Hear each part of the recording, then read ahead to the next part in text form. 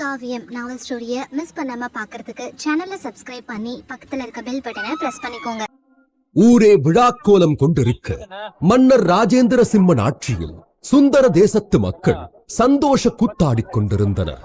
அதே நேரம் அந்த அரண்மனையின் பட்டத்து இளவரசன் 14 வயதேயான வீர சிம்மன் தனது முதல் மற்றும் கடினமான மூலாதார சக்கர சோதனையை முயற்சி செய்து கொண்டிருந்தார்.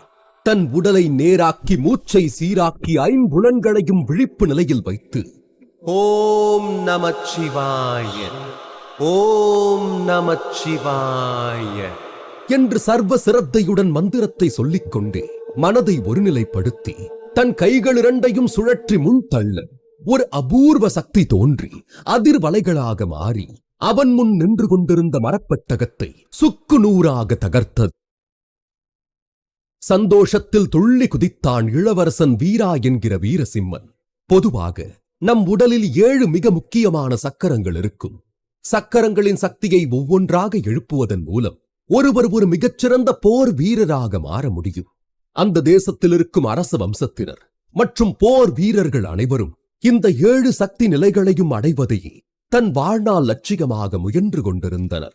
அதில் வீரசிம்மன் அந்த முதல் சக்கரத்தின் உச்சத்தை தான் இந்த வயதிலேயே இன்று அடைந்து பெரும் சாதனையை படைத்திருக்கிறார்.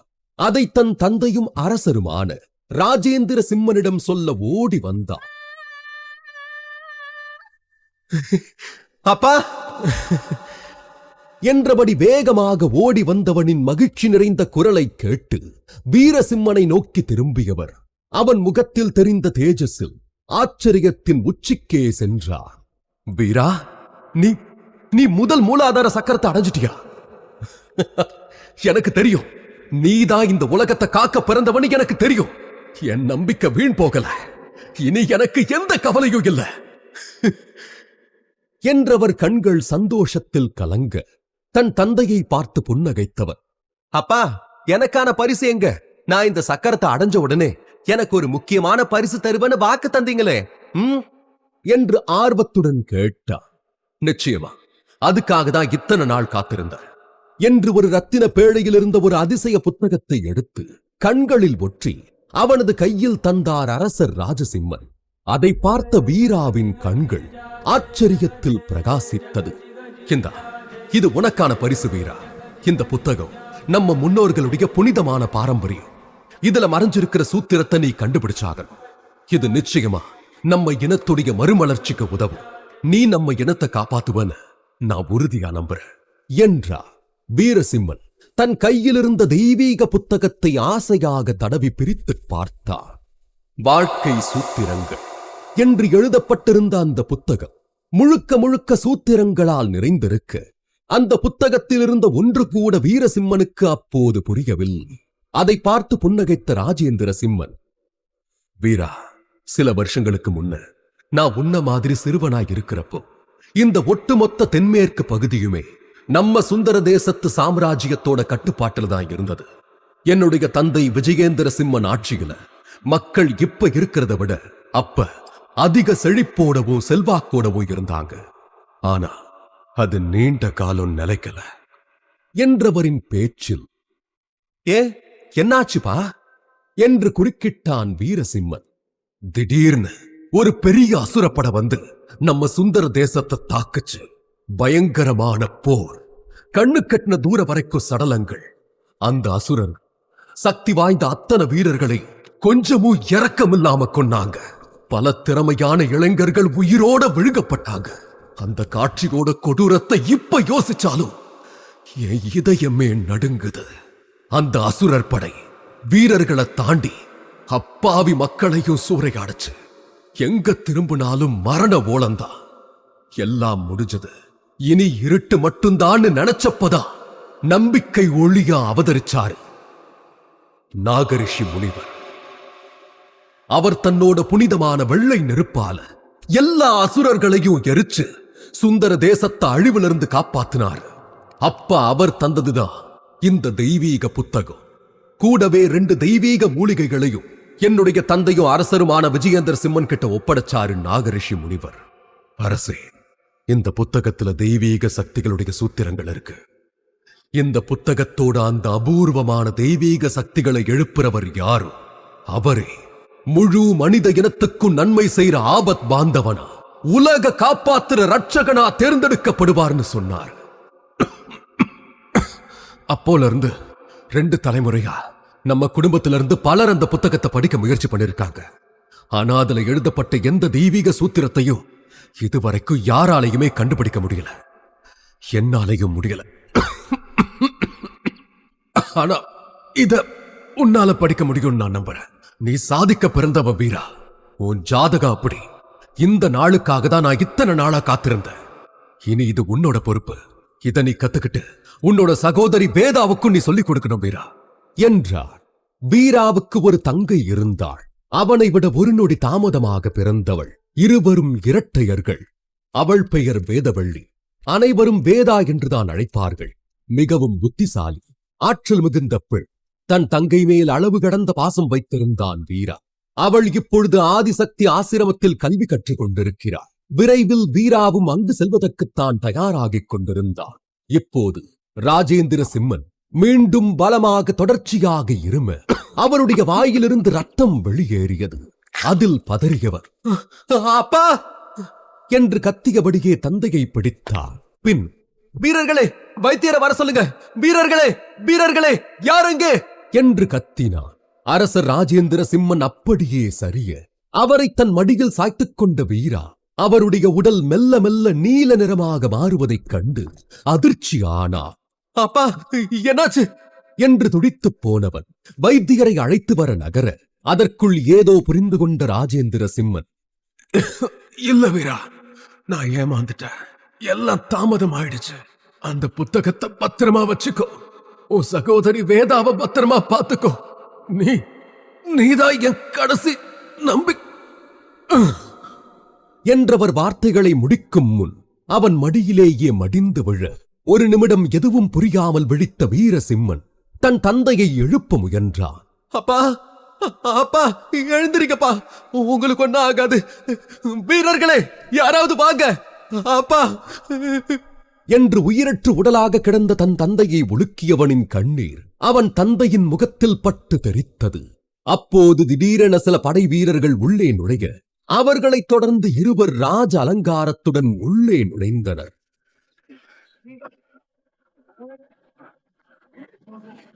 அவர்கள் கஜேந்திர சிம்மன் மற்றும் நரேந்திர சிம்மன். இருவரும் ராஜேந்திர சிம்மனின் சித்தப்பா மகன்கள், ஒன்றுவிட்ட சகோதரர்கள். இந்த நொடிக்காகத்தான் தந்திரமாக பல வருடங்களாக காத்திருந்தனர். உள்ளே நுழைந்த இருவரும் அழுது கொண்டிருந்த வீரசிம்மனைக் கண்டு எந்த கேள்வியும் கேட்காமல் வீரர்களுக்கு கண்காட்ட வீரர்கள் வீரசிம்மனின் கையில் சங்கிலியை பூட்டினர். தந்தை இறந்த அதிர்ச்சியிலிருந்து மீளாமல் இருந்த வீரசிம்மன், என்ன பண்றீங்க? நான் எதுவும் பண்ணல. அவரு என் அப்பா. அவருக்கு யாரோ விஷயம் கொடுத்திருக்காங்க. சித்தப்பா, உங்க கோபத்தை காட்டுற நேரம் இதுதானா என்றவன் ஏதோ புரிந்தவனைப் போல அவர்கள் இருவரையும் அதிர்ச்சியாக பார்க்க நரேந்திர சிம்மன் சத்தமாக சிரித்தான். அவன் தன் வாளை வீரசிம்மனின் நெஞ்சில் அழுத்தி,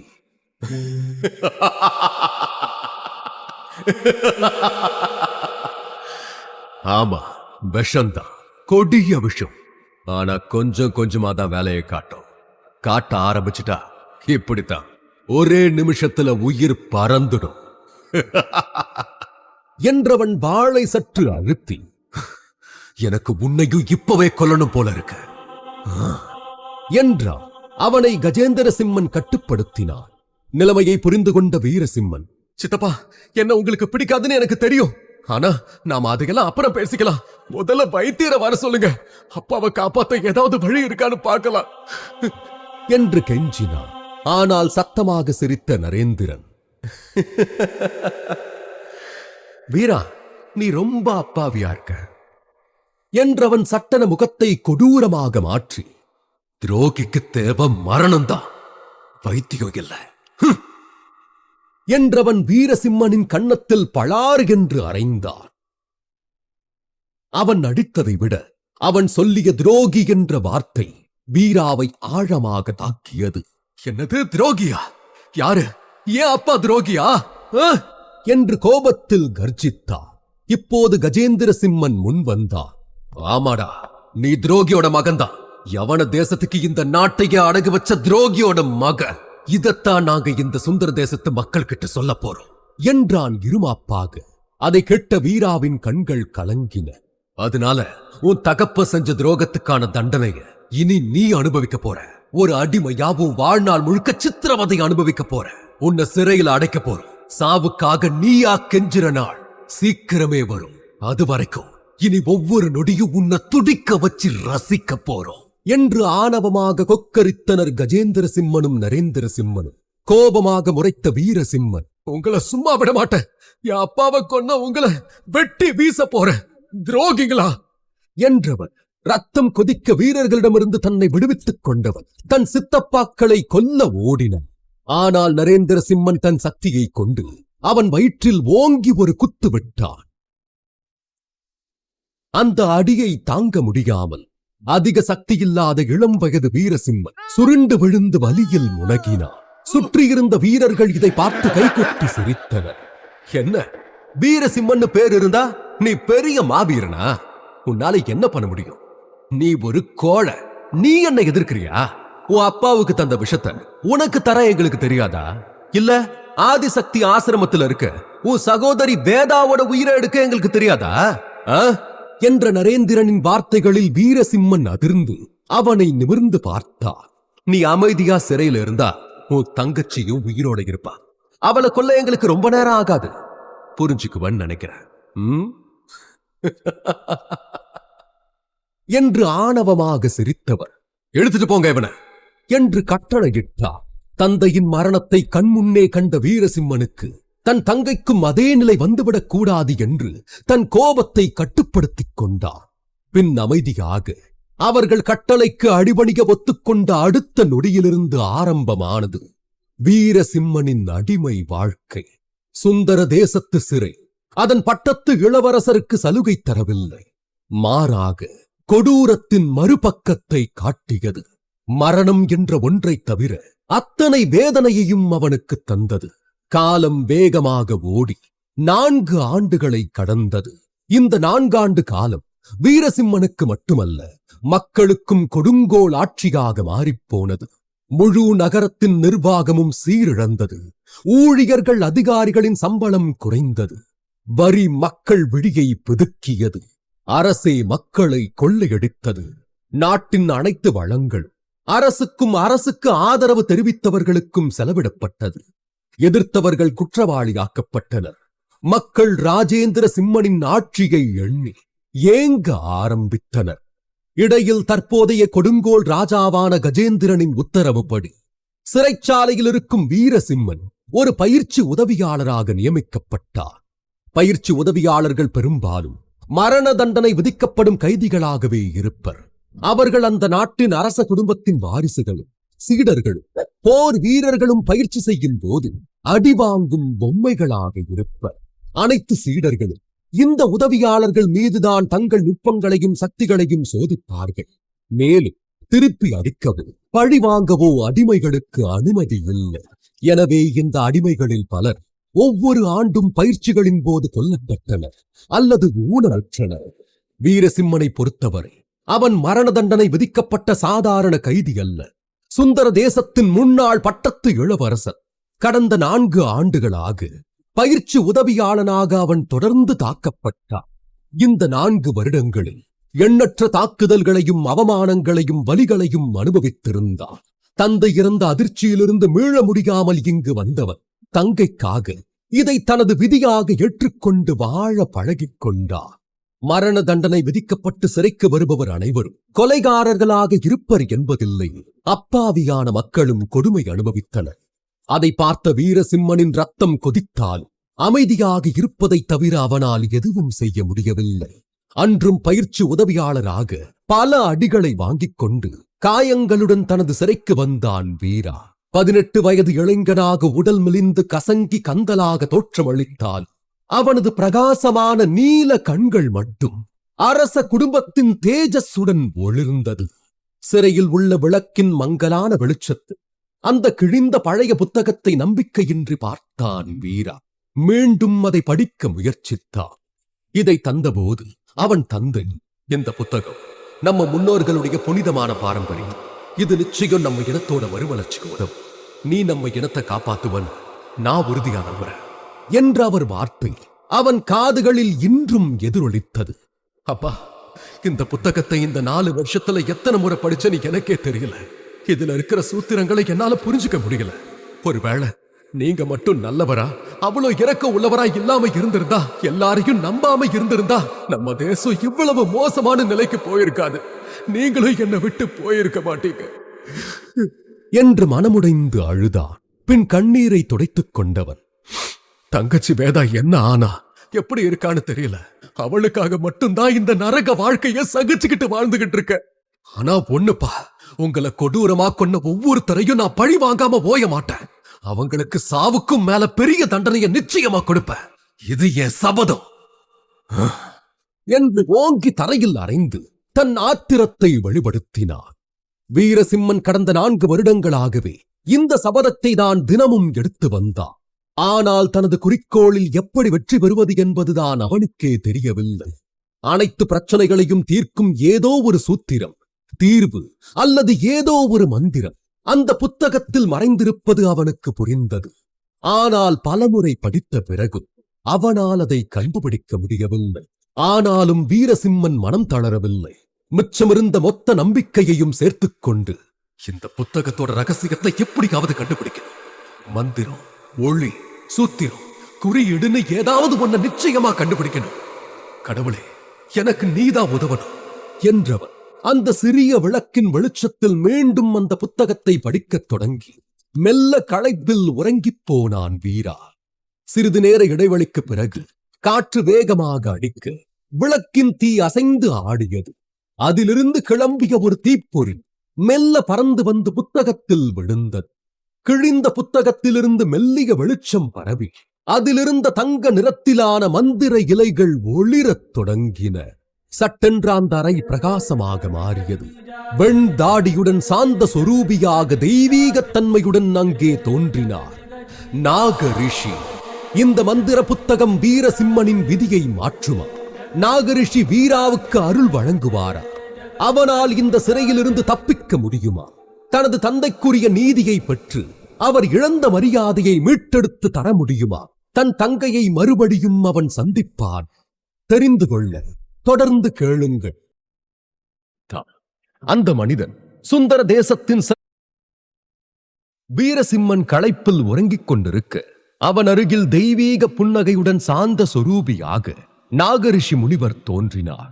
அவரது பார்வை அசந்து உறங்கிக் கொண்டிருந்த வீராவின் மேல் பதிந்தது. அவர் புன்னகையுடன், காரணமில்லாம காரியமில்ல வீரா, வைரம் கூர்த்தீட்ட தீட்டத்தான் பிரகாசமா ஜொலிக்கும். கூடிய சீக்கிரமே நீயும் பிரகாசிப்ப என்றவர் அவன் தலையில் கை வைத்து ஆசிர்வதித்து மறைய அவருடன் அந்த புத்தகத்தின் பிரகாசமும் மறைந்து பழைய நிலைக்கு மாறியது. மறுநாள் காலை பறவைகளின் கூக்குரலோடு அந்த நாள் விடிந்திட காலையின் குளிர் இன்னும் அனைவரையும் கம்பிளிக்குள் முடக்கி வைத்திருந்தது. அந்த நேரம் வீரசிம்மனின் சிறைக்கதவு திறந்து ஒரு மனிதன் வர அவனது காலடி சத்தம் அந்த அறையில் எதிரொலித்தது. ஆனால் புத்தகத்தின் ரகசியத்தை இரவு முழுக்க தேடிய அசதியில் இருந்த வீரசிம்மனுக்கு அந்த சத்தம் சுத்தமாக கேட்கவில்லை. உள்ளே வந்தவனும் சற்றும் இரக்கமின்றி அவன் மேல் கால் வைத்து, ஏய், இன்னும் என்ன தூக்கம்? பட்டத்து இளவரசனுக்கு எந்திரிக்க மனசு வரலையோ? இது என்ன உன் அரண்மனை நினைச்சியா? சிறைச்சாலை. அடிமங்கள்லாம் இங்க இருக்கிற சட்டங்களை சரியா பின்பற்றணும். எந்திரிச்சு போ அடிங்க என்று உதைத்தான். அந்த மனிதன் சுந்தர தேசத்தின் சிறைச்சாலை பொறுப்பாளர் வேம்புலி. அவனது முகத்தில் பல வெட்டுக்காயங்கள் இருந்தன. சில பற்கள் உடைக்கப்பட்டு சற்று அகோரமாக இருந்தான். அவன் உதைத்ததில் வலியில் முனகியபடி கம்பளியை விளக்கி விடித்த வீரசிம்மன் தடுமாற்றத்துடன் எழுந்து நின்றான். விலையுயர்ந்த பட்டாடைகளை மட்டுமே அணிந்து வளர்ந்தவன் இப்போது கிழிந்து தோய்ந்து போன ஆடைகளை அணிந்திருந்தான். அவன் மெல்ல நடந்து வர மீண்டும் அவன் பின் தலையில் ஒரு அடியை தந்த வேம்புலி, ஏய், உன் செய்கையெல்லாம் வர வர சரியில்லையே, இரு, ஒரு நாள் இதுக்கெல்லாம் சேர்த்து நல்ல பாடம் கத்து தரனா இல்லையான்னு பாரு என்று கத்தியவன் அவனை வெளியே தள்ளினான்.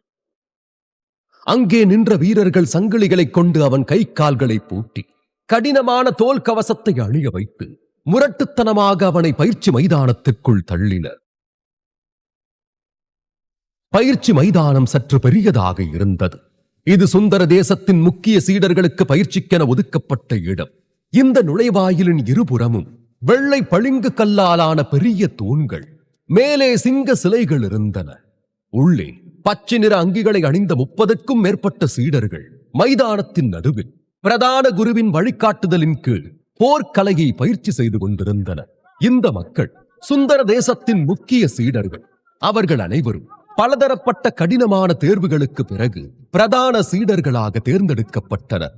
அவர்களின் திறமைகள் இங்கு பயிற்சியில் மெருகூட்டப்பட்டு தலைசிறந்த வீரர்களாக மாற்றப்படுவர்.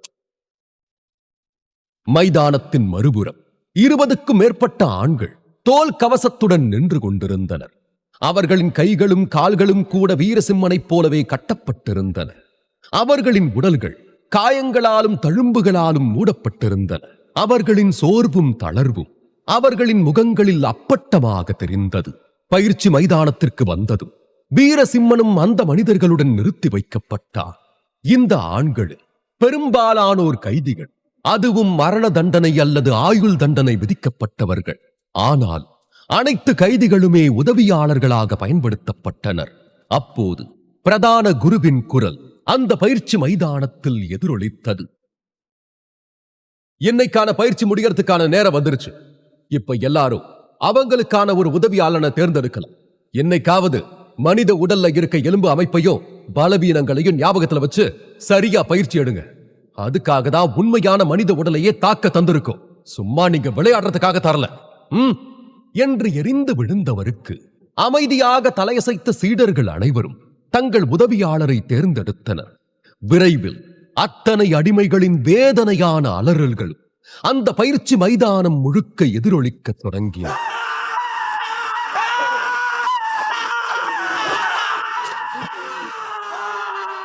முன்னாள் பட்டத்து இளவரசரான வீரசிம்மனை அடிப்பது அவர்கள் அனைவருக்கும் ஒரு சாதனையாக இருந்ததா?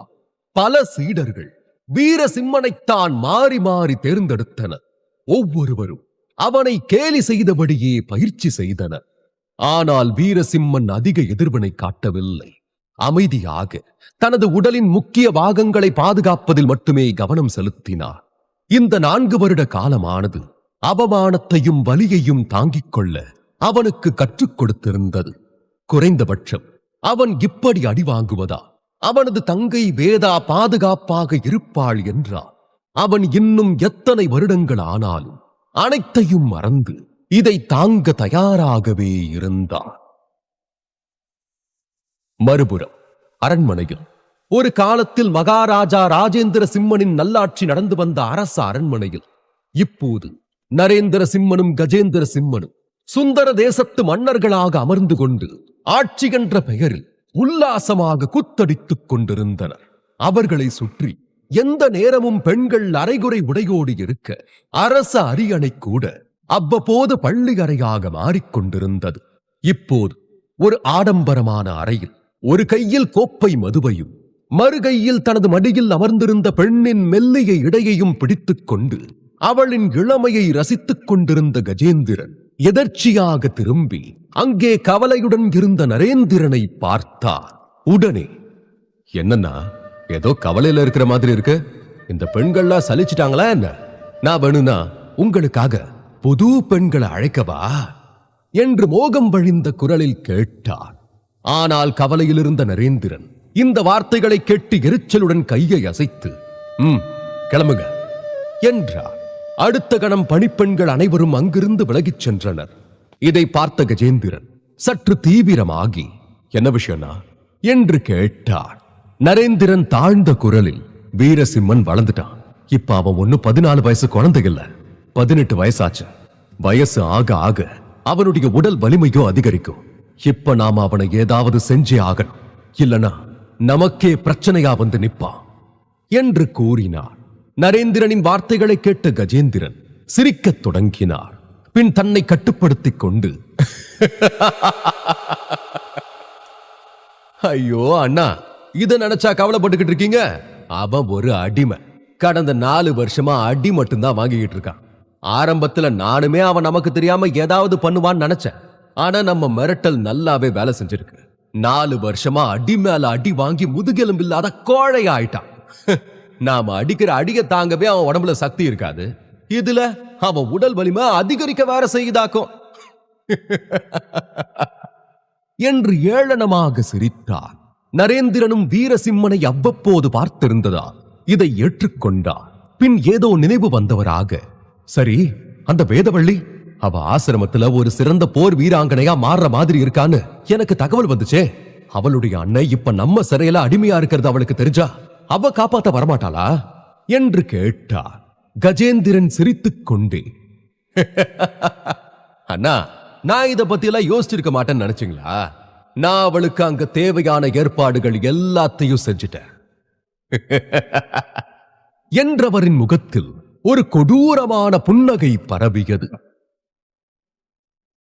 அதே நேரம் பயிற்சி மைதானத்தில் சீடர்களால் வீரசிம்மன் கடுமையாக தாக்கப்படும் தடுமாற்றத்துடன் நின்று கொண்டிருந்தார். அப்போது திடீரென பட்டு உடை அணிந்த ஒரு இளைஞன் தோன்றினான். அவனைத் தொடர்ந்து பலர் பாதுகாவலர்களைப் போல அவன் பின்னால் நடந்து வந்தார்கள். இளவரசர் வந்துட்டாரு என்ற குரல் ஆங்காங்கே ஒலிக்க, பயிற்சி மைதானத்தில் இருந்த சீடர்கள் தங்கள் பயிற்சியை நிறுத்திவிட்டு அந்த இளைஞனை புகழ்ந்து பேசத் தொடங்கினர்.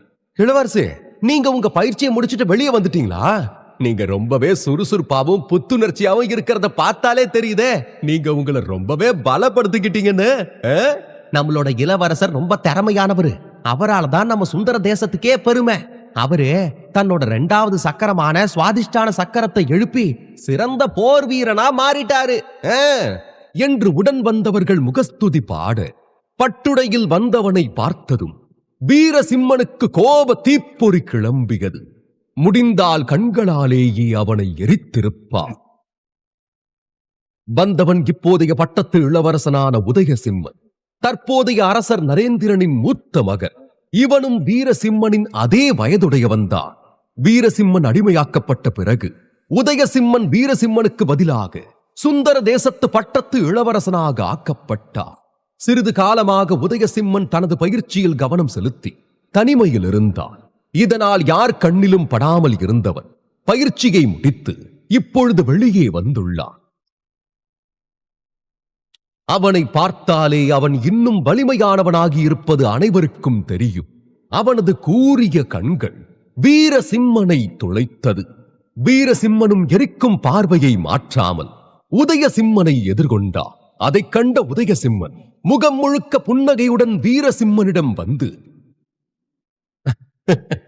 நீ இன்னும் உயிரோட தான் இருக்கியா வீரா? ஆச்சரியமா இருக்கே என்று போலியாக வியந்தான். வீராவும் சளைத்தவன் அல்ல என்பதா? ஆமா, நான் இன்னும் சாகல. முதுகல குத்துற கோழைங்க நீங்களே உயிரோட இருக்கும் போது நான் எதுக்காக சாகணும் என்று கம்பீரமாகவே பதிலளித்தார். ஆனால் வீரசிம்மனின் பதிலை கேட்டதும் பல சீடர்கள் கொந்தளித்தனர். ஏய், இளவரசர் கிட்ட இப்படி பேச உனக்கு எவ்வளவு தைரியம்? உன் தலையை வெட்டட்டுமா? நீ ஒரு அடிமை. ஒழுங்கா இளவரசர் கிட்ட பணிஞ்சு மன்னிப்பு கேளு, இல்லனா ஏண்டா பிறந்தோன்னு இன்னைக்கு நீ வருத்தப்பட வேண்டியிருக்கும் என்று தங்கள் விசுவாசத்தை காட்ட முயன்றனர். உதயசிம்மன் அனைவரையும் அமைதியாக இருக்குமாறு சைகை செய்தார். பின்னர் ஆணவ புன்னகையுடன், வீரா, நான் ஏன் கொஞ்ச நாள் தனியா போனேன்னு உனக்கு தெரியுமா என்று கேட்டார். வீரசிம்மன் அமைதியாக இருக்க உதயசிம்மனே புன்னகைத்தபடி கைகளை தடவி, வீரா, நாகரிஷி முனிவர் கொடுத்த அந்த தெய்வீக மூலிகை ரொம்பவே அற்புதமா இருக்கு. அதோட சக்தி என் உடலை சுத்திகரிச்சு புதுசா பிறந்த மாதிரி என்ன உணர வைக்குது. அது கூடவே என்னோட 2வது சக்கரமான சுவாதிஷ்டான சக்கரத்தோட சக்தியையும் நான் எழுப்பிட்டேன். இப்ப அதோட சக்தியில 80% என் உடல்ல இருக்கு. ஒருவேளை அதோட எல்லா சக்தியையும் நான் பயன்படுத்தினா கூடிய சீக்கிரத்துல மணிப்பூரக சக்கரத்தையும் எழுப்பி ஒரு சிறந்த மகாவீரனா மாறிடுவேன் என்றார். நாகரிஷி கொடுத்த மூலிகைகளா என்று அதிர்ச்சியுடன் கேட்ட வீரசிம்மனுக்கு நன்றாக தெரியும் அது சுந்தர தேசத்தின் பொக்கிஷம் என்று. அந்த மூலிகைகள் ஒரு ரகசிய இடத்தில் மறைத்து வைக்கப்பட்டிருந்தது. மேலும் முன்னோர்கள் வகுத்த விதிகளின்படி 15 வயதுக்கு முன்பே இரண்டாவது சக்கரமான சுவாதிஷ்டான சக்கரத்தை எழுப்பிய அரச குடும்பத்தை சேர்ந்த ஒருவருக்கே இந்த மூலிகைகள் வழங்கப்படும். ஆனால் இதுவரை யாரும் இந்த சாதனையை செய்ததில்லை. இதனால் கடந்த பல நூறு ஆண்டுகளில் தெய்வீக மூலிகைகள் யாருக்கும் வழங்கப்படவில்லை. அந்த தெய்வீக மூலிகைகளை பெரும் உரிமை யாருக்காவது இருந்தால் அது 14வது வயதில் மூலாதார சக்கரத்தின் உச்சத்தை தொட்ட வீரசிம்மனுக்கும் பயிற்சிக்காக சென்றுள்ள அவனின் சகோதரி வேதாவிற்கும் தான். வேதா ஆதிசக்தி ஆசிரமத்தில் இருந்ததால் சுந்தர தேசத்திற்கு வர முடியாத நிலையில் இருந்தாள். அதே நேரம் துரதிருஷ்டவசமாக தேசத்திற்குள் நடந்த சதியினால் வீரசிம்மன் ஒரு அடிமையாக மாறிப்போனான். இந்த இக்கட்டான நிலையில் அவனது சாதனைகளும் நின்றுவிட்டது. இதில் உதயசிம்மன் மிகவும் சாதாரண திறமையை கொண்டவன். 17 வயதிலும் தனது மூலாதார சக்கரத்தை எழுப்ப முடியாமல் தவித்தவன். அவன் இந்த மூலிகைக்கு தகுதியானவனே அல்ல. ஆனால் இந்த முட்டாளதை பெற்றுள்ளான். தனக்கு சொந்தமானது என்பது மட்டுமல்லாமல் தன் சகோதரிக்கு சொந்தமான மூலிகைகளும் இந்த கொள்ளை கூட்டத்தால் பறிக்கப்பட்டதை புரிந்து கொண்ட வீரசிம்மனால் இதை ஏற்றுக்கொள்ளவே முடியவில்லை. உடனே கோபமானவர், உதயசிம்மா, இதை செய்ய உனக்கு எவ்வளவு தைரியம்? நம்ம முன்னோர்கள் மேல கொஞ்சம் மரியாதை இருந்தாலும் நீ இதை பண்ணிருப்பியா என்று கத்தினார். ஆனால் உதயசிம்மன் அதிக அலட்சியமாக, ஏய், என்ன கேள்வி கேட்க உனக்கு உரிமை இல்லை. இப்ப நான் சுவாதிஷ்டான சக்கரத்தை அடைஞ்சிட்டேன். இந்த நிமிஷம் ஒரு வலிமையான காளைய கூட என்னால தோக்கடிக்க முடியும். நீ ஒரு பலவீனமான அடிமை. நான் நினைச்சா உன்னை சுலபமா நசுக்கிடுவேன். ஆனா நான் அதுக்காக வரல. இன்னைக்கு தான் நான் என் பயிற்சியை முடிச்சேன். அதுல ரொம்ப சந்தோஷமா இருக்கேன். என் பலத்தை சோதிக்க ஒரு உதவியாளனை தேர்ந்தெடுக்க போறேன். அதனால கொஞ்சம் அமைதியா இருந்துக்க என்றார். வீரசிம்மனின் பேச்சில் அவன் சிறிதும் கவலைப்படவில்லை. மேலும் ஒரு அடிமையிடம் பேசுவது ஒரு இளவரசனின் கண்ணியத்திற்கு குறைவானது என்பது போல் அவனை அலட்சியப்படுத்தியவர் வீரசிம்மனுடனான தனது உரையாடலை அங்கேயே நிறுத்திவிட்டு சாதாரணமாக செய்கை செய்து, நான் உன்னை தேர்ந்தெடுக்கிறேன் என்றார். ஆனால் ஆச்சரியப்படும் விதமாக உதயசிம்மன் வீரசிம்மனை தேர்ந்தெடுக்கவில்லை. அதற்கு பதிலாக அவன் ஒரு நடுத்தர வயது கைதியை தன்னிடம் வருமாறு சைகை செய்தார். அந்த மனிதரோ உடனடியாக நடுங்கத் தொடங்கினார். தாக்குதலின் சக்தியை பெருமளவில் குறைக்கும் தடிமனான தோல் கவசத்தை அவர் அணிந்திருந்தால் சுவாதிஷ்டான சக்கரத்தை அடைந்த உதயசிம்மனை எதிர்கொள்ள வேண்டும் என்ற எண்ணமே அந்த அடிமையின் இதயத்தை நடுங்க வைத்தது. இங்கு உதயசிம்மனும் உடம்பை வளைத்து நெட்டி முறித்து ஆழ்ந்த மூச்சை எடுத்து தனது முஷ்டியை இறுக்கினார். அது சுந்தர தேசத்தின் ரகசிய நுட்பமான காளையின் 1000 குத்து. உதயசிம்மன் தனது உண்மையான சக்தியை சோதிக்க விரும்பினார். ஒரு வெளிர் நீல ஒளி அவனது முழு உடலிலும் பிரகாசிக்க தொடங்கியது. உதயசிம்மனின் உடலிலிருந்து வெளிவந்த பயங்கரமான ஒளியை கண்ட அந்த அடிமையின் கண்களில் விரக்தி சூழ்ந்தது. இன்றோடு தனது வாழ்க்கை முடிந்தது என்பது அவருக்கு புரிந்து போனது. சட்டென தாமதிக்காமல் மண்டியிட்டு அமர்ந்தவர் கெஞ்சத் தொடங்கினார். இளவரசே, தயவு செஞ்சு என்னை விட்டுடுங்க என்று கெஞ்சினார். ஆனால் திடீரென்று ஒரு வெடி வெடிக்கும் சத்தம் எதிரொலித்தது. உதயசிம்மன் அந்த அடிமையின் வேண்டுகோளுக்கு சற்றும் செவிசாய்க்காமல் அவரின் மார்பில் நேராக குத்தி பலத்த சத்தத்துடன் அவரது கவசம் துண்டு துண்டாக உடைந்தது. அவரது மார்பிலிருந்த அனைத்து எலும்புகளும் உடைந்தன. அந்த குத்தின் சக்தியால் அந்த மனிதர் பறந்து சென்று அவருக்கு பின்னால் இருந்த சுவரில் மோதி தரையில் விழுந்து மரணித்தார். சொல்லப்போனார், உதயசிம்மன் ஒரே ஒரு குத்தில் அந்த அடிமையை கொன்றிருந்தார். அதைக் கண்ட அவனது அல்லக்கைகள் மீண்டும் அவனை காக்கா பிடிக்கும் வேலையை அழகாக செய்ய ஆரம்பித்தன. ஆஹா, இளவரசே, நீங்க ரொம்பவே சக்தி வாய்ந்தவர் ஆயிட்டீங்க. சுந்தர தேசம் முழுக்க எங்க தேடினாலும் உங்களை எதிர்கொள்ற திறன் கொண்டவங்க யாருமே கிடைக்க மாட்டாங்க. என்ன குறைச்சு சொல்ற? சுத்தி இருக்கிற 10 ராஜ்யத்துல கூட நம்ம இளவரசருக்கு நிகரானவங்க யாருமே இல்லைன்னு தான் நான் நினைக்கிறேன். பின்ன என்று சுற்றி இருந்தவர்களின் பேச்சு உதயசிம்மனுக்கு தலையில் கிரீடம் வைத்தது போல் இருந்தது. தனது குத்தின் சக்தியை நினைத்து திருப்தி அடைந்தவன் பெருமூச்சு விட்டான். பின் ஒரு இளக்கார புன்னகையுடன் வீரசிம்மனை பார்த்தார். வீரசிம்மன் அந்த நடுத்தர வயது மனிதனைப் போல பலவீனமாக இல்லாவிட்டாலும் உதயசிம்மனின் குத்தின் சக்தி உண்மையில் மிகவும் வலுவாக இருந்தது என்று அவனுக்கு புரிந்தது. இதில் சிறிய பயம் அவன் கண்களில் தோன்றினாலும் அதே இடத்தில் சிலையாக நின்றான். அதை பார்த்த உதயசிம்மனும் சிரித்துக்கொண்டே வீரசிம்மனின் தோளை தட்டினான். கவலைப்படாத, தைரியமா இரு. உன்னை நான் அவ்வளவு சுலபமா கொல்ல மாட்டேன். உன்ன மாதிரி குப்பைகளோட ஒப்பிடுறப்ப நான் எவ்வளவு வலிமையானவன்னு சும்மா உனக்கு ஒரு உதாரணம் காட்ட நினைச்சேன். எப்படி என் சக்தி நல்லா இருக்கா என்று நக்கலாக கேட்டான். வீரசிம்மன் பதிலேதும் சொல்லாமல் அமைதியாக இருக்க உதயசிம்மன் தன் திமிர்பிடித்த புன்னகையுடன் வெளியேற திரும்பினான். ஆனால் அப்போது திடீரென அவனுக்கு ஏதோ நினைவுக்கு வந்திட உடனே திரும்பியவன், ஓ, இன்னொரு விஷயம் சொல்ல மறந்துட்டேனே. உன்னோட இல்ல நம்மளுடைய திறமையான சகோதரி வேதா ஆதிசக்தி ஆசிரமத்துல ஏதோ பிரச்சனையில மாட்டிக்கிட்டாலாமே, அது உனக்கு தெரியுமா? கருப்பு மலை சிறையில கூட அடைக்கப்பட்டிருக்காளாம். அச்சோ பாவம், நீ இங்க அவ அங்கயா? ஐயோ என்றவன் வந்த வேலை முடிந்தது போல் வேகமாக வெளியேற, வேதா சிறையில் அடைக்கப்பட்டிருக்காளா என்று யோசித்த வீரசிம்மனின் இதயம் நடுங்கியது. கடந்த 4 வருடங்களாக ஒரு அடிமையாக அவமானப்பட்டு தினமும் படுகாயம் அடைவதற்கு அவன் அதிகம் கவலைப்படவில்லை.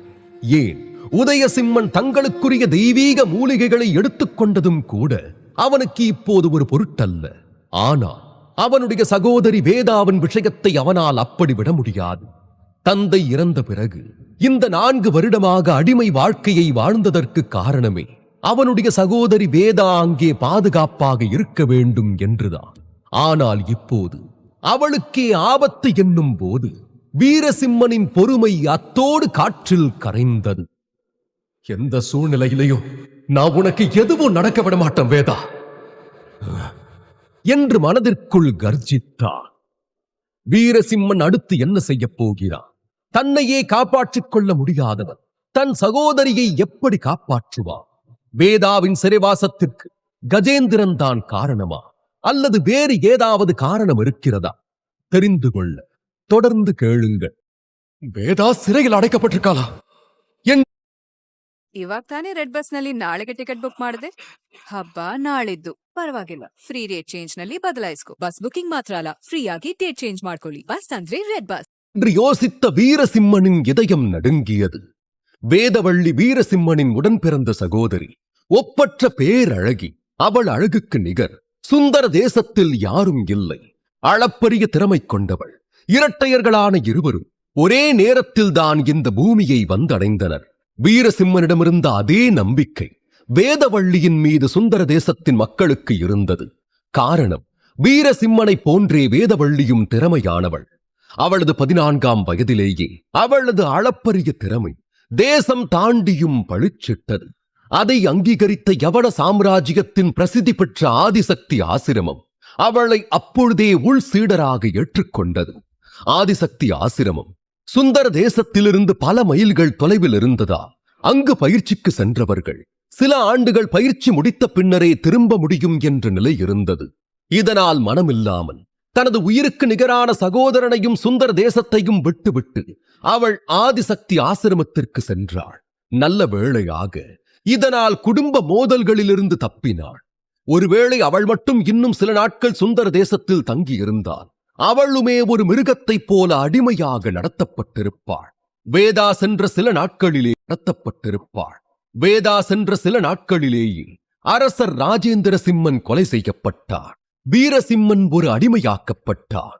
இதனால் கடந்த 4 ஆண்டுகளாக வேதாவை பற்றிய எந்த செய்தியும் அவனுக்கு கிடைக்கவில்லை. ஆனாலும் வேதா ஆதிசக்தி ஆசிரமத்தில் பாதுகாப்பாக இருப்பாள் என்ற எண்ணத்தில்தான் வீரா அத்தனை துன்பங்களையும் ஏற்றுக்கொண்டு தன்னைத்தானே ஆறுதல் படுத்திக் கொண்டிருந்தான்.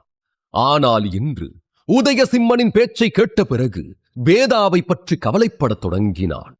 நாட்கள் நகர்ந்தது. தங்கையை பற்றிய கவலையில் மூழ்கியிருந்த வீரசிம்மன் பயிற்சியின் போதும் தன்னை தற்காத்துக் கொள்ள மறந்து போனார். விளைவு, கடுமையான காயங்கள் ஏற்பட்டன. வலியால் துடித்தபடி சிறைக்கு வந்தார். அப்போது சிறைச்சாலை பொறுப்பாளரான வேம்புலி 2 துணைக் காவலர்களோடு அங்கே வந்தார்.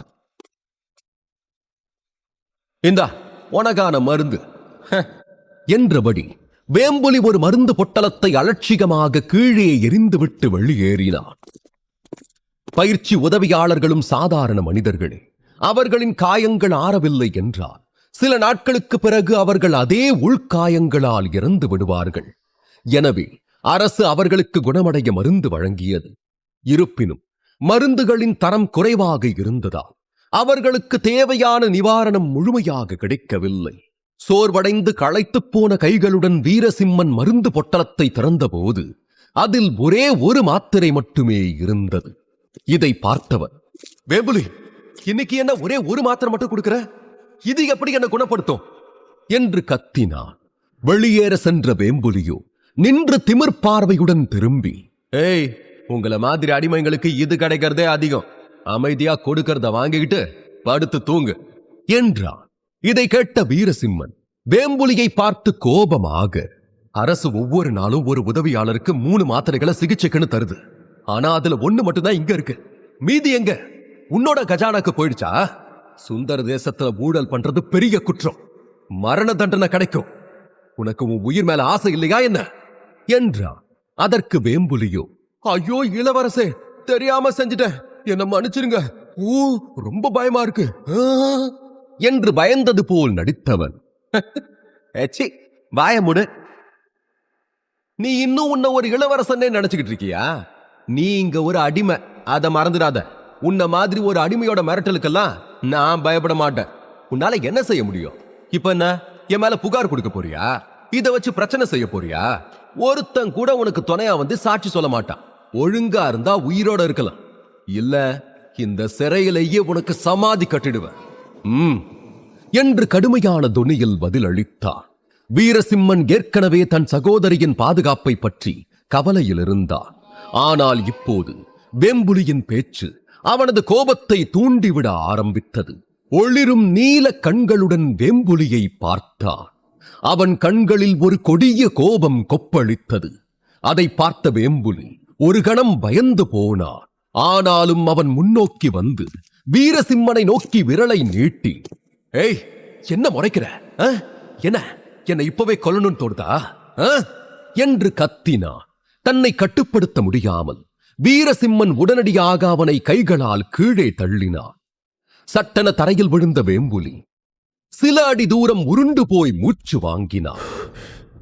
வேம்புலியுடன் வந்திருந்த 2 காவலர்களுமே அங்கேதான் இருந்தார்கள்.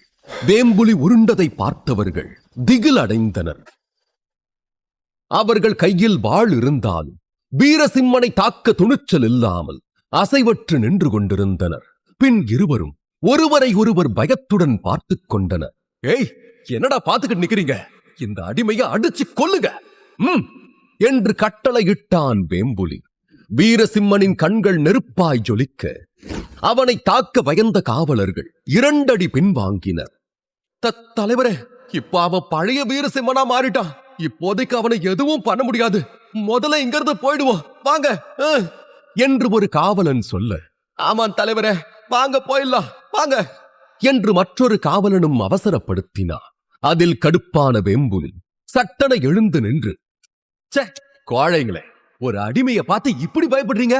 உங்களுக்கெல்லாம் அரச வேலை ஒரு கேடு. இவனை நானே பாத்துக்கிறேன் என்றவன் இப்போது வீரசிம்மன் பக்கம் திரும்பினான். ஏய், என்ன கை நீட்ட? புதுசா கேள்வியெல்லாம் கேட்கிற?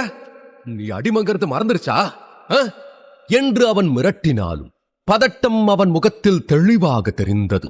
அப்போது வீரசிம்மன் அவனை நோக்கி 2 அடிகள் முன்னோக்கி எடுத்து வைத்தான். அரசரே சரியில்லைனா அதிகாரிகள் மட்டும் எப்படிடா சரியா இருப்பீங்க என்று வீரசிம்மன் வேம்புலியை உதைத்து தள்ளிட டங்கென சிறைக்கம்பிகளில் மோதி விழுந்தார். அரண்டு போன வேம்புலிக்கு பின்னந்தலையில் சுளீர் என வலித்தது. என்ன, நான் அடிமையா அடங்கி இருக்கன்னு என் மேல இருந்த பயமெல்லாம் போயிடுச்சா? வீரசிம்மன்டானா, இப்ப இளவரசன் இல்லனாலும் இன்னும் இது என்னோட நாடுதான். ஊழல் பண்ணி உடம்பு வளர்க்கிற உன்ன மாதிரி ஈனப்பிறவிய பார்த்து நான் பயந்து நடுங்கணுமா? உனக்கு தண்டனை கொடுக்க அரசாங்கம் தேவையில்லை, நானே உன்னை கொன்னுடுவேன், பாக்குறியா என்று பழைய இளவரசன் வீரசிம்மனாக அடிமை வீரா கர்ஜிக்க மிரண்டு போன வேம்புலி வீரசிம்மனின் இந்த அவதாரத்தை பார்த்து பயந்து போய் வேகமாக எழுந்தான். வேம்புலிக்கு வீரசிம்மனை கொல்லும் ஆத்திரம் வந்தது. ஆனாலும் வீரசிம்மனுடன் தான் சண்டையிடும் இந்த விஷயம் வெளியே வந்தால் தனது திருட்டுத்தனம் வெளிப்படும். அத்துடன் பழைய வீரசிம்மனாக கர்ஜிப்பவனின் கண்களில் சண்டையிடும் வெறி இருந்தது. அதை பார்த்த வேம்புலிக்கு அதற்கு மேல் அங்கே இருக்க தைரியமில்லை. அதனால் அறையின் இரும்பு கதவை மூடிவிட்டு தன் ஆட்களை அழைத்துக் கொண்டு ஓடிவிட்டார். அவர்கள் ஓடிப்போவதைக் கண்ட வீரசிம்மன், இவங்கெல்லாம் எவ்வளவு மோசமான கோழைங்க என்று எரிச்சலுடன் திட்டியவன், இல்ல, இனிமேலும் இந்த சிறையில என்னால் இருக்க முடியாது. நான் இங்கிருந்து போயே ஆகணும். ஆனா எப்படி? அதோட நான் இதுவரைக்கும் மூலாதார சக்கரத்தை மட்டுமே தான் எழுப்பியிருக்கேன். இந்த சக்தியை வச்சுக்கிட்டு என்னால சுந்தர தேசத்தை விட்டு வெளியவே போக முடியாது என்று தனக்குள் சொல்லிக் கொண்டவன் மீண்டும் தன் அலங்கோலமான நிலையை உற்று பார்த்தான். இல்ல, நான் பலவீனமா இருக்க, ரொம்ப ரொம்ப பலவீனமா இருக்க. அதோட இங்க ஒரு அடிமையா தினம் தினம் அடி வாங்கிக்கிட்டு இருக்க. இப்படியே போனா நான் சீக்கிரமா செத்துடுவேன். வேதாவை காப்பாத்தவே முடியாது. என்ன பண்ண என்று பல்லை கடித்தபடி கத்தினான். இதை பற்றி யோசிக்க அவனது கவலைதான் அதிகரித்தது. குறுக்கும் நெடுக்கும் நடந்து கொண்டிருந்தவன் பார்வை சட்டென அவன் அப்பா கொடுத்த பழைய கிழிந்த வாழ்க்கை சூத்திரம் புத்தகத்தின் மேல் விழுந்தது. அதை கண்டதும் வீரசிம்மனுக்கு பழைய விஷயங்கள் அனைத்தும் நினைவுக்கு வந்தது. ஒரு காலத்துல இந்த தேசத்தில் இருக்கிற எல்லா மக்களும் என்ன ஒரு காப்பான்னு நம்புனாங்க. ஆனா இப்ப ஒரு அடிமையா கைதியா இங்க உட்கார்ந்துகிட்டு இருக்க. இனியும் இந்த 4 சுவத்துக்குள்ள என்னால இருக்க முடியாது. ஏற்கனவே என்னோட வாழ்க்கை இந்த 4 வருஷத்துல புயல்ல மாட்டின மரப்படகு மாதிரி ஆயிடுச்சு. இனியாவது முன்னேறத்துக்கு ஒரு வழிய பார்க்கணும். ஆனா எப்படி? இந்த கிழிஞ்சு போன பழைய புத்தகத்துல ஏராளமான தெய்வீக சூத்திரங்கள் இருக்கே தவிர இதனால எனக்கு எந்த பயனுமே இல்லையே. இத படிச்சு எனக்கு என்னதான் நல்லது நடந்துச்சு என்று விரக்தியில் கத்தினாலும் வீரசிம்மன் அந்த புத்தகத்தை மீண்டும் மீண்டும் படித்து அந்த தெய்வீக சக்திகளை புரிந்து கொள்ள முயன்றான். ஆனால் அவனுக்கு எதுவும் புரியவில்லை. உச்சகட்ட விரக்தியில் தன் முன்னிருந்த புத்தகத்தையே பார்த்துக் கொண்டிருந்தவன் சட்டென அதை எடுத்து 2-3 கிழித்து விளக்கின் மேல் காட்டிட நொடியில் நெருப்பு அதன் வேலையை செய்யத் தொடங்கியது. புத்தகம் மெல்ல எரிய ஆரம்பித்திட திடீரென பலத்த காற்று வீசியது. அறையிலிருந்த ஒற்றை விளக்கும் அணைந்திட புத்தகம் மட்டும் திகுதிகுவன வேகமாக எரிய ஆரம்பித்தது.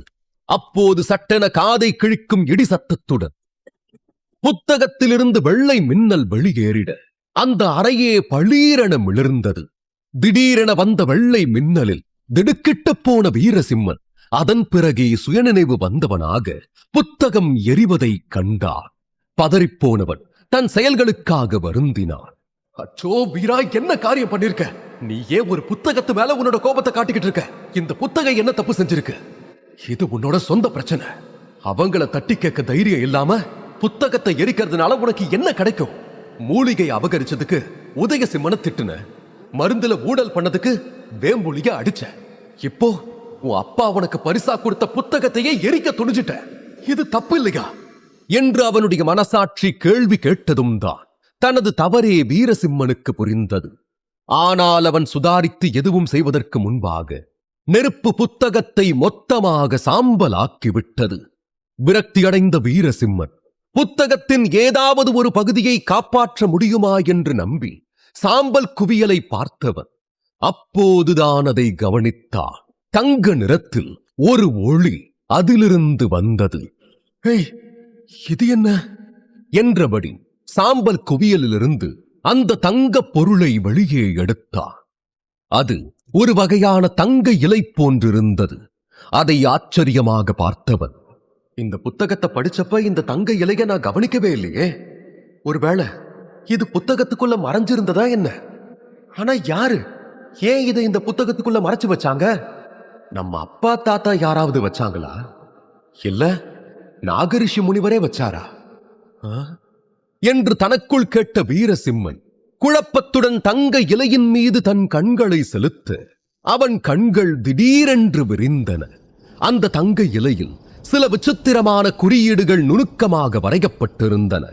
வீரசிம்மன் அதை புரிந்து கொள்ள முயற்சித்தான். ஆனால் அவனால் ஒரு குறியீட்டை கூட அடையாளம் காண முடியவில்லை.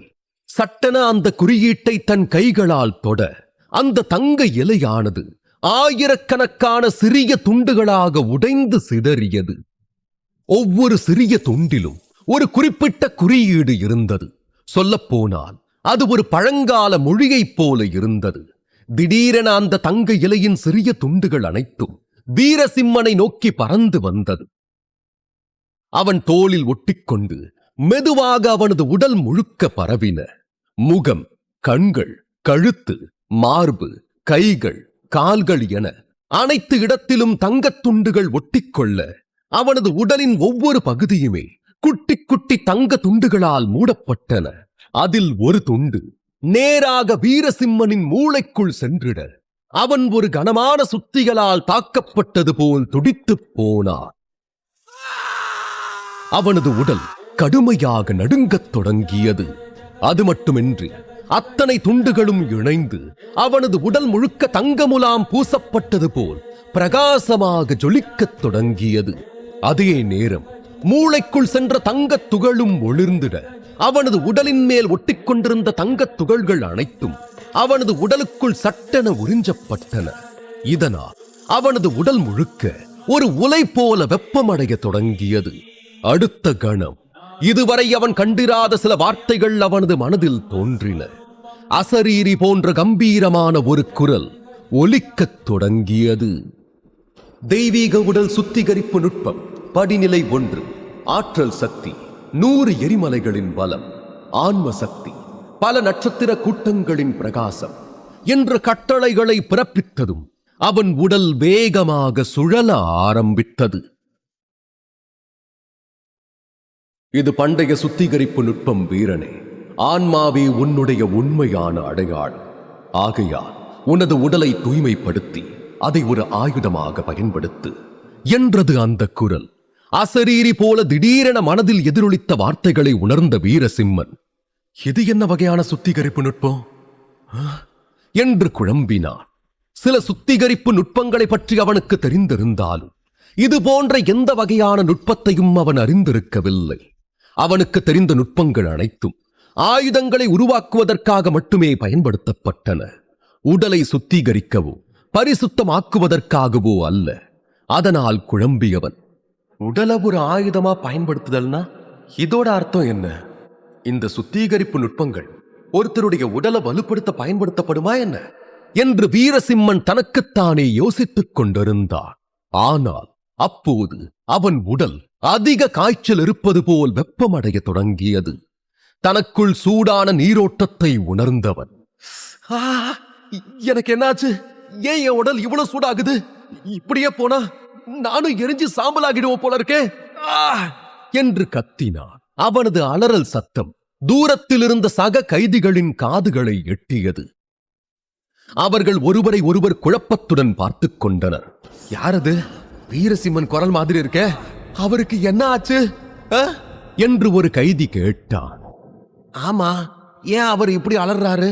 அந்த வேம்புலி அவரை ஏதாவது சித்திரவதை செய்கிறானா என்று மற்றொரு கைதி சொல்ல, அப்படிலாம் எதுவும் இருக்காது. அரசருக்கு பிடிக்காத வீரசிம்மனை எப்படியாவது கொல்லணும்னு முயற்சி செய்யறாங்க. அநேகமா அவருக்கு விஷம் கொடுத்திருப்பாங்கன்னு நினைக்கிறேன். பாவம், முன்னாள் இளவரசருக்கே இந்த நிலைமைனா நம்மளுடைய முடிவை பத்தி கொஞ்சம் யோசிச்சு பாருங்களேன் என்று மற்றொரு வயதான கைதி பரிதாபப்பட்டார். மறுபுறம் இதற்கு மேல் இப்படியே இருந்தால் எரிந்து விடுவோமோ என்ற பயத்திலேயே எதை பற்றியும் யோசிக்காமல் மூலையில் வைக்கப்பட்டிருந்த தண்ணீர் தொட்டிக்குள் குதித்தார். அடுத்த கணம் தண்ணீர் தொட்டியிலிருந்து சுள்ளென சத்தத்துடன் நீராவி மேலே வர தொடங்கியது. சிறிது நேரத்தில் தொட்டியிலிருந்த அனைத்து தண்ணீரும் கொதித்து அவனது உடலின் வெப்பத்தால் நீராவியாக மாறியது. சிறைச்சாலை முழுவதும் புகையால் நிரம்பியது. தண்ணீர் வீரசிம்மனின் உடலின் வெப்பநிலையை குறைக்கவில்லை, மாறாக வெப்பநிலை மேலும் அதிகரித்தது. அவனது தோலிலிருந்து ஒரு அடர் சிவப்பு ஒளி சிவப்பான சூடான இரும்பு துண்டை போல வெளிப்படத் தொடங்கியது.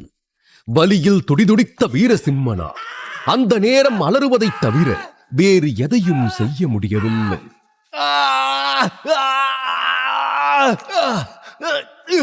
அவனது அலறலில் அந்த சிறைக்கூடமே அதிர்ந்தது. அடுத்து என்ன நடக்கும்? இந்த வலியை வீரசிம்மனால் தாங்க முடியுமா? இந்த புத்தகத்தின் ரகசியம் என்ன? அவன் சுந்தர தேசத்தின் காப்பானாக மாறுவானா, அல்லது இறுதி வரை முயற்சிப்பது மட்டுமே அவனது விதியா? தெரிந்து கொள்ள தொடர்ந்து கேளுங்கள்.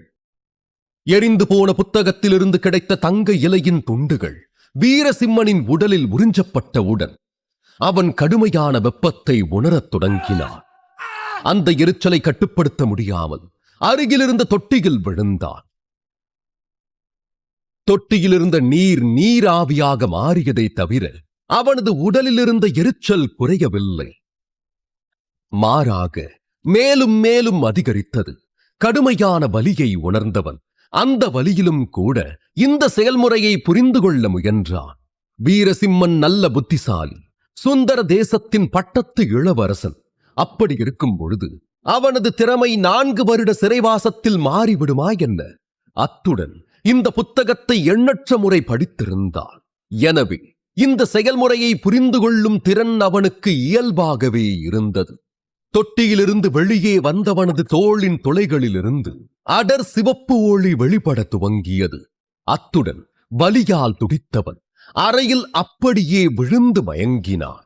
இல்லை இல்லை, தியான நிலைக்குள் இழுக்கப்பட்டான். அவன் மனதில் ஒரு நம்ப முடியாத மாற்றம் நிகழ்ந்து கொண்டிருந்தது. திடீரென்று அவன் மனதில் ஒரு பெரிய பீடம் தோன்றியது.